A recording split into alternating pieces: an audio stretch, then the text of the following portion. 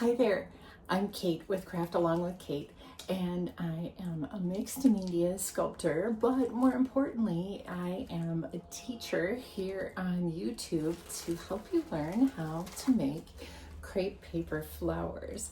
And I wanted to answer a question posed by one of my subscribers. So gosh, thank you for the question. I'm new at this and it's really fun to interact.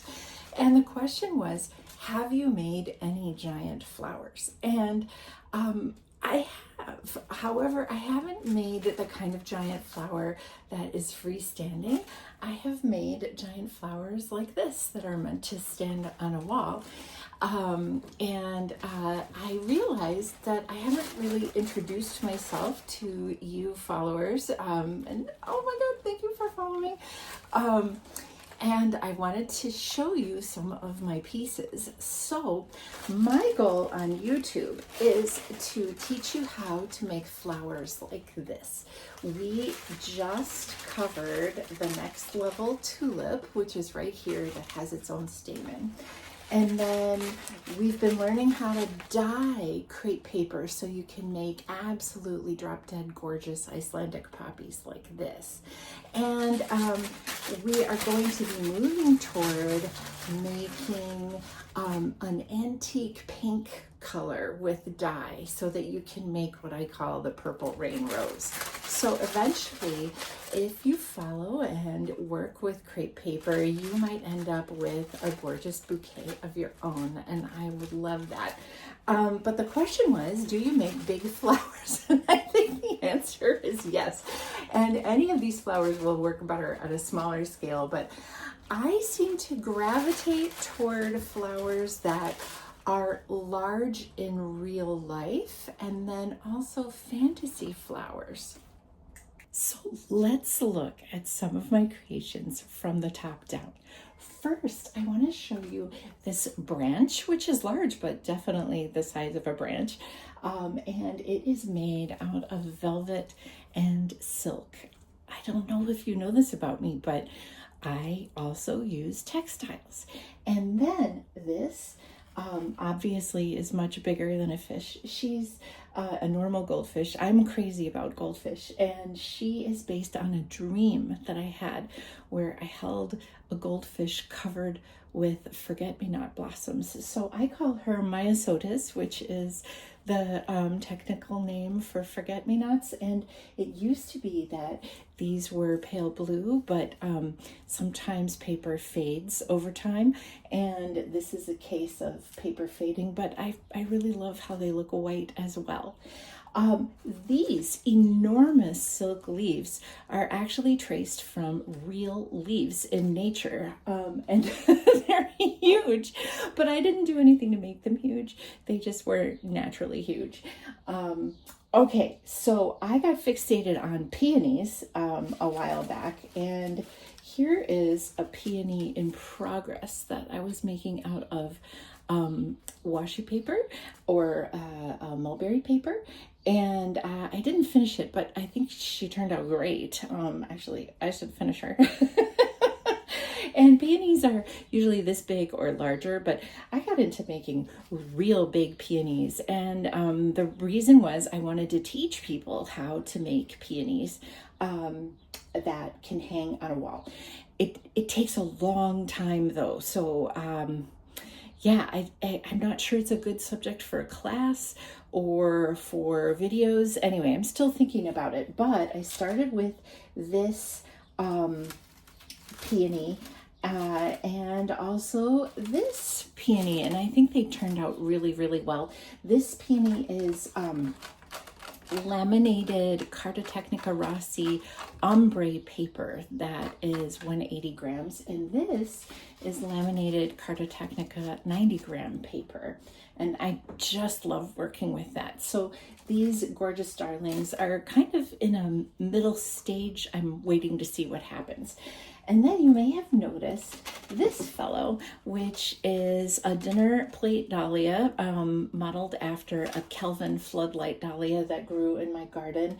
And there was a while where I just really needed this sunshiny color. And the dahlia is made out of 90-gram laminated. I think many aspects of it are great, but the petals aren't quite right. So I'll still be working on that, I hope, this year to take on dahlias. And here's another example of a flower that is a bit too big. So this I modeled after a tea rose I got in a bouquet. And it's about 10% too large, but I think she's lovely anyway. Here, we'll put her back in her command strip vase. Okay, come on now. All right. Now, still looking at large works. Here is my pumpkin, and I'll give you another shot of her. And this pumpkin's a little worse for wear. I made her a couple years ago, and she's been at the library where I work every Halloween since then. And she is a fabulous display.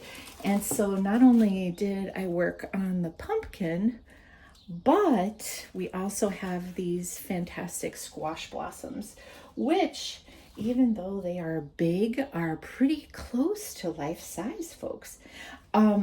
Another thing that I worked on a couple years ago that was large was this tulip. Each petal took me hours.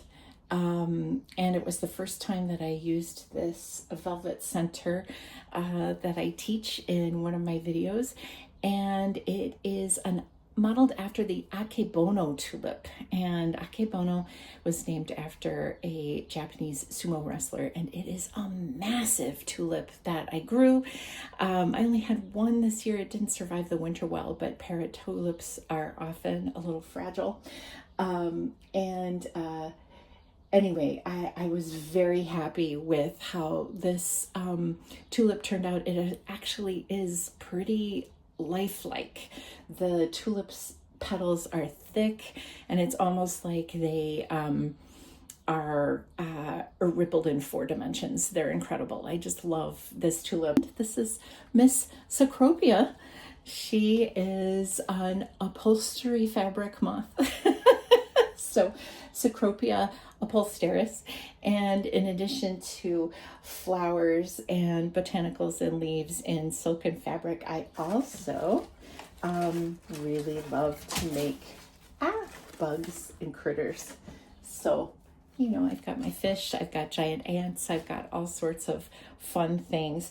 And how do we get there? We get there from making tulips and roses and poppies. That's how I got there anyway. And I wanted to have these videos on YouTube, first of all, for myself. I have ADHD. It's very hard for me to keep track of my process when I make something. I often forget how to make something, and I found that these videos are really helpful. I also want the videos to be available for my students in workshops where, let's say, we can make tulips, and then I can say, hey, here's the video. You can make this anytime at home. And finally, I really would like to spread the art of flowers freely. I'm descended from a great-grandmother who made crepe paper flowers as a way to make her pin money. And I love the art of paper flowers, and I'm so grateful to my own teachers, and I would love it to be free. And so anyway, it's my own way of promoting world peace through flowers. So thank you for watching, and please do like and subscribe if you want to see my tutorials. And really, thank you for your patience in going through my little porch gallery with me. Have a great